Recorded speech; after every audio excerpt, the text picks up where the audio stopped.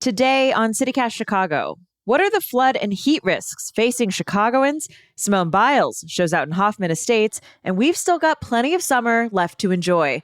Block Club Chicago's Mina Bloom and WBEZ's Patrick Smith are here to talk about it all. It's Friday, August 11th. I'm Simone Alicea in for Jacoby Cochran, and this is what Chicago's talking about.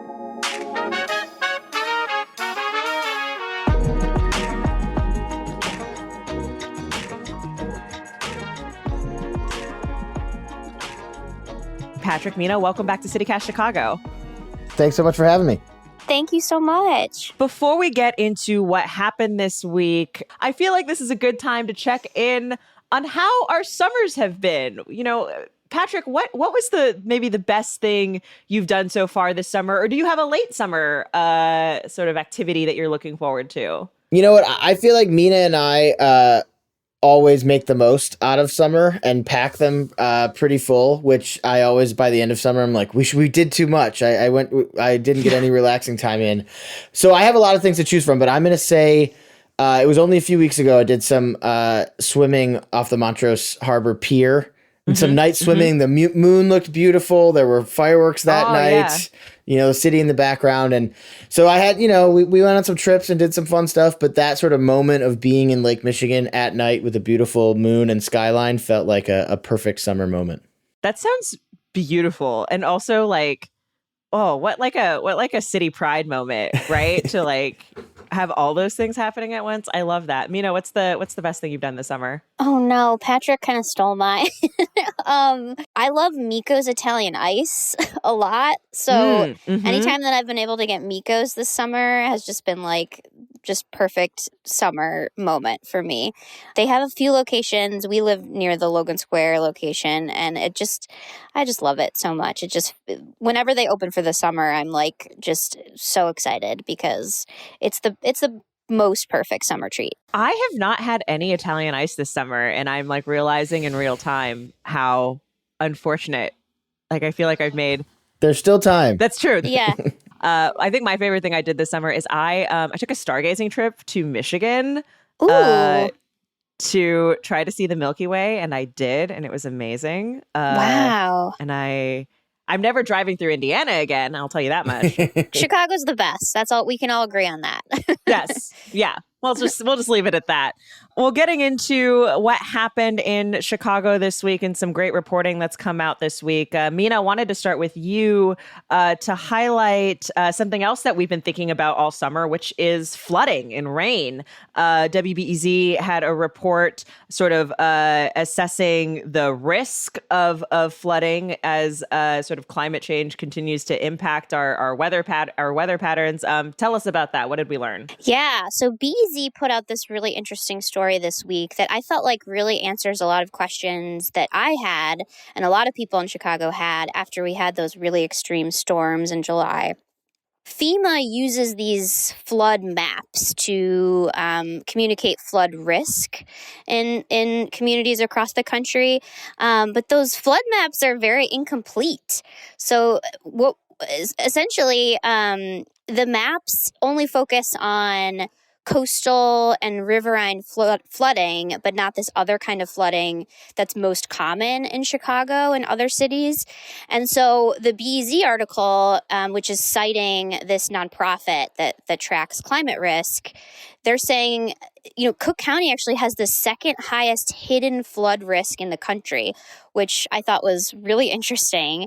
They said that roughly 172,000 properties in Cook County have a high risk of flooding, and that's about 8 times more than what these FEMA maps show. So essentially, like, FEMA has these maps that are supposed to help us determine, you know, where there's the most flooding risk, and those maps just don't really paint that complete picture. And then on top of that, as a lot of us have learned, Patrick and I included, although we had a bit of a different situation, a lot of Chicagoans don't have insurance that covers the type of flooding that typically happens in Chicago, like we had in July, because the standard homeowner package doesn't cover flooding unless you have like a specific flooding policy. So I just thought this story really summed up a lot of questions, like I said, that a lot of us were having at that time. This is one of those stories, I think, and this comes up a lot on the show, where it's like we finally have a story that has numbers and figures and metrics attached to an experience that I think a lot of Chicagoans would say, yeah, of course we're at high risk for flooding. My basement floods every year. My neighbor's basements flood every year. Like, it is certainly a story that I have heard a lot from Chicagoans, that flooding is a huge issue. And like, we know that the city is constantly warning about it. We know that the Metropolitan Water Reclamation District is constantly putting out like, hey, don't do your dishes right now. Don't do your don't do your laundry right now because we are in these heavy rains. But this is like finally seeing that, like, no, there's actually a risk here that is common, but is underassessed and not noticed very well. Having those numbers and the map to kind of back it up, you hope will maybe get some sort of policy attention on this, get some kind of attention on this that will lead to change. Patrick, another story that a lot of folks were talking about this week, a really tragic story involving a shooting death of a child in the Portage Park neighborhood. Can you just kind of catch us up on what happened and why this sort of struck a nerve with people? Yeah, I mean, this is one that I think it's important for us to talk about because it's been really, I think, top of mind for a lot of people, but it's not an easy thing to talk about. The child you're talking about was 9-year-old Sarabi Medina. She was killed over the past weekend in Portage Park. According to authorities, she was outside with her family riding a scooter. She had just gotten ice cream from the ice cream truck when she was shot and killed. Every time a child is shot, anytime anyone is shot, but it's just such a horrific tragedy. I think the thing that has really stunned and taken people aback is that I think we are unfortunately kind of used to in Chicago. We hear sometimes the stories of children who are caught in the crossfire or get hit by a stray bullet when someone else is targeted. This was a case where it appears, and based on what police and prosecutors are saying, this child was targeted. I covered the bond court hearing for her alleged killer, Michael Goodman, who lived in an apartment building across the street from where Sarabi lived with her family. Prosecutors in the bond court hearing described him like basically calmly stepping out of the building where he lived, holding a gun, walking across the street straight to this little girl and shooting her. And so, I don't think we ever want to be in a situation where we're comparing or stacking tragedies up against each other, but there's something that really sort of shocks the conscious and is like horrifying to think about, to have somebody, allegedly intentionally killing a child. And the other tricky thing is, again, according to police, that the alleged killer here, he didn't have a criminal record. We don't know yet if there was any sort of mental health flags in his past, which is to say that there's maybe nothing in our system set up that even like could have possibly prevented him from getting a gun based on how things are set up here. I mean, it seems like there were no flags in his background to say that he would have been capable of something like this. Yeah, I think the reason we talk about a story like this is just to acknowledge the tragedy of it. And I think the tragedy anytime that, as you said, that someone is shot and killed, but that when children are killed, there is this feeling of, why can't these kids just be kids? What are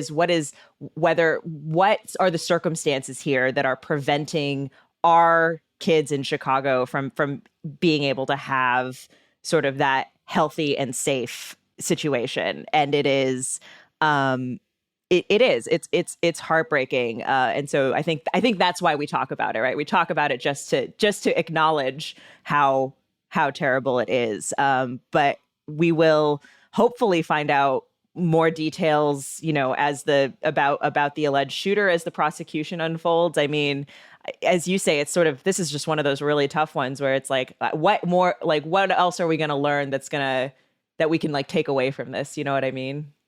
Yeah, exactly. I mean, it's one where I've struggled with, I'm editing our criminal justice desk right now, and I've struggled with sort of like, what coverage should this get? And I'm the one who said, I think we should talk about this today. Not to say that, maybe you might have brought it up too, but I wrestle with that too, because sometimes I wonder, like, what is the value of spending time on a story that all there is to say about it is this is a horrific act like, what does that do for us as a society?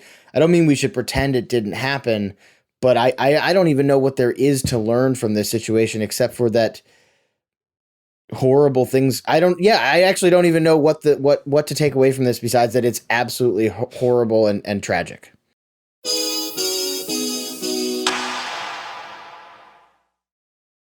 Mina, you mentioned flooding earlier. We talked about climate change, but another big concern we saw this summer was heat.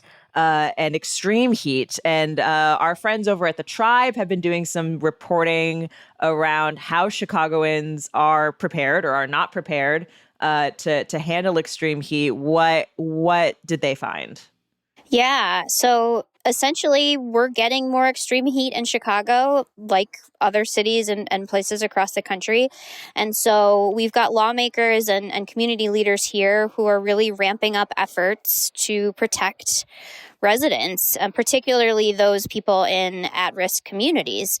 And so the Tribe article talks about how this national organization, the National Oceanic and Atmospheric Administration, is doing a heat study, and they're looking to find out where the heat islands are in Chicago, and they're going to be publishing that data soon and giving it to the city. They're also just community leaders across the city who are saying the city isn't doing enough to protect people against extreme heat. I believe in the story it said that there were only 6 cooling centers, and only one of them is open 24 hours. That was the one on South Kedzie Avenue in Garfield Park. And so, people are saying that's just not enough. Like, we need to start thinking about this now. As this is all going on, community groups are stepping in to fill the gaps. Like my block, my hood, my city is one of them. They are handing out, free fans and water. Plenty of other groups are doing the same thing. And so just like the flooding concerns, we have extreme heat that's only going to get worse. And there are a lot of people in the city who are saying, okay, we need to better prepare for this. And we've seen it this summer. I mean, that we've had some really hot days. It's hard reading these stories and realizing that there's just so much is going to change in our lives as a result of climate change. And we really need to be prepared. And I think that's really part of the big reason why the Tribe is reporting on this and why we all should be reporting on this is we need to be proactive. Yeah. And so that story from the Tribe that you mentioned, Mina, it does have a lot of really good information about, what cooling resources are available, but also like when you're sweltering in your apartment and you don't have AC, here are some tips for like, just keep your body cool so that you can stay healthy enough to do what you need to do, you know what I mean, to the best of your ability, which is super useful information. And so I highly recommend folks check it out.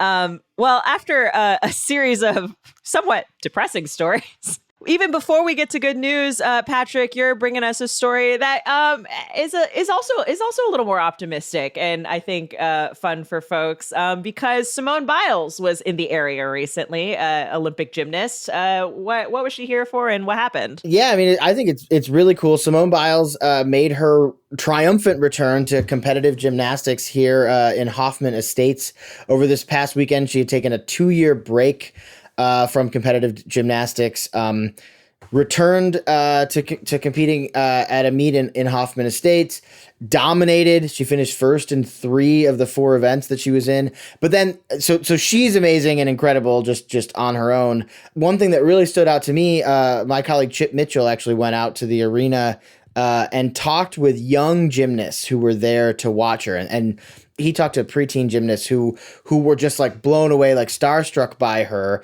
Talked about like not when she waved in their direction at one point, one of them said, and they were like struck dumb by her waving. But the thing that I thought was really cool was he talked to a couple of them and they weren't just impressed by her. They weren't just inspired broadly by her. Those things are true because she's the most decorated gymnast ever and she's incredibly impressive. But they took away really, really valuable lessons. I mean, one girl told Chip that she took the lesson away that it's okay to like step away and take a break, that like you shouldn't let pressure get to you too much, and that if you need a mental break, that's okay, and you can come back even stronger after that. Another girl talked about, she's a black gymnast and how important it was to her for her to see somebody who looked like her, not just participating but dominating, and how that gave her strength when other people she feels sometimes like people don't think she belongs in a gym or belongs in the sport, and she can look to the best to ever do it as proof that she does. So I thought that was just a pretty amazing story. Yeah, it's a real, as you said, a very triumphant return. Biles had stepped away after withdrawing from several competitions in the 2020 Tokyo Olympics to protect her mental and physical health. The idea that somebody who is that accomplished and so at the top of her game and so good at what she does sometimes has to say, hey, we need a break. Then in addition to seeing the break happen, to see her come back and dominate with such authority in the competition. And let's be honest, Simone Biles, just a delight to watch.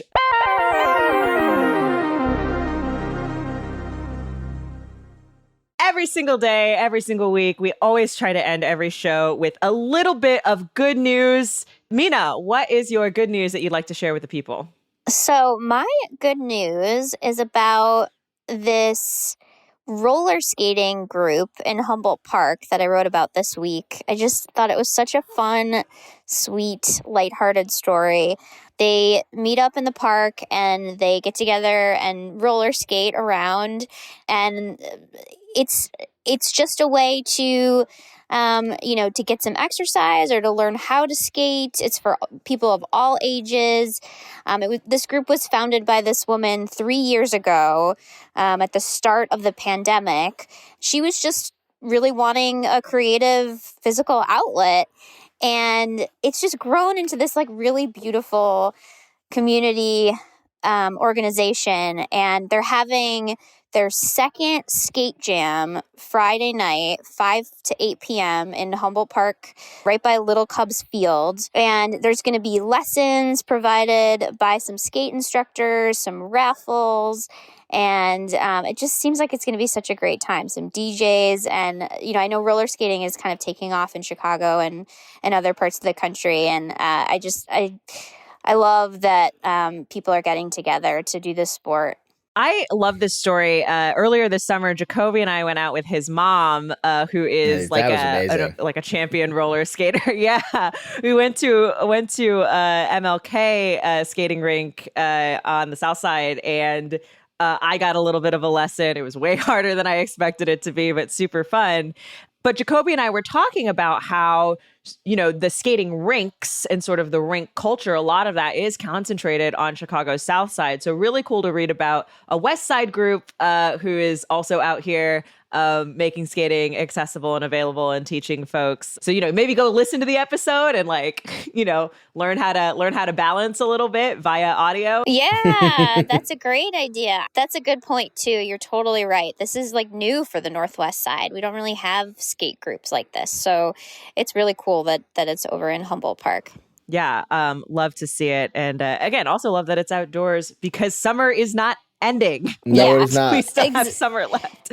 Exactly. Yeah, we're willing summer to continue. Absolutely. Patrick, what's your good news you'd like to share? Well, you know what? I'm going to blow up Mina's spot here, and my spot, I guess, a little bit, because it's a thing that I'm thinking about a lot more than anything in the news, which is that, so Mina and I are married, and Mina is pregnant, and she's going to give birth in less than 2 months, and we're very excited about that baby coming. I think when the baby comes, thank you. That'll be the official end of our summer. Will be in a little less than 2 months. It hasn't really felt like much of a summer in a way. Yeah, I guess being pregnant is not that fun when it's hot out, or maybe ever. But very, very excited about that, and honestly, that's taking up most of my mental space. Yeah, right for now. Sure. Yeah, it is for me too. It is really exciting. We're excited. What has been the most surprising or memorable moment over the past 8 months for you guys? Ooh, boy. Surprising and memorable. You know what? So they do this thing. I say they do this thing like I know what it used to be like, but they do like 3D imaging when you get an ultrasound now, and it's both absolutely amazing and like dumbfounding to see a picture of what the fetus in there looks like, and also it looks, because it's all wet in there and it's weird and it looks really sometimes can look freakish, and you're like, wait, are we having some sort of monster alien baby? It's like a melted cheese baby. We'll love that melted cheese baby if we do end up, if that's what she looks like. But we will. We'll be a little concerned, but we will. We will still love her. Yeah, I have like very distinct memories of like my parents showing me just the regular ultrasound picture, right, of like, from when my mom was pregnant with me, and then like having friends recently who have been pregnant and have done the 3D imaging and being like, oh, we live in the future. Yeah. we do. Well, so cute. Congratulations. So happy for you both, and so happy, Mina, that everything is going well. And thank you. Obviously. Thank you. My good news that I want to share with the people is something that I should have come up with before right this second. Okay. My good news that I want to share is actually something I'm looking forward to do this weekend, is I am going to take the best nap on Saturday. Let me tell you, I'm planning this out ahead of time. Let me tell you what's going to happen on Saturday. I'm so excited for you. I'm really and for in this. I want to hear more. So I am going to, it's been a stressful week, and here's what's going to happen is I'm going to sleep in on Saturday. Maybe it'll like 9-10, right? I'm going to sleep in. I'm going to go treat myself to breakfast at Tweet, which is right here in Uptown. I'm going to eat a big breakfast, and then I'm going to go walk back home and go right back to bed and take a nap. I love That's that. what's going to happen on Saturday. That is my entire Saturday plan. I'm really excited about it. And it is the thing I am most looking forward to this weekend, is taking a very big, very full post-breakfast nap. That sounds incredible. So good. I'm like, should I be planning out my naps more? I think you should. I highly recommend it. I plan out my naps all the time. Yeah, that's wow. I mean, my world has changed. Mina, Patrick, thank you both so much for joining us and breaking down the news. It was great talking with you as always. Thank you. It's been a blast. Thank you so much. It's been great.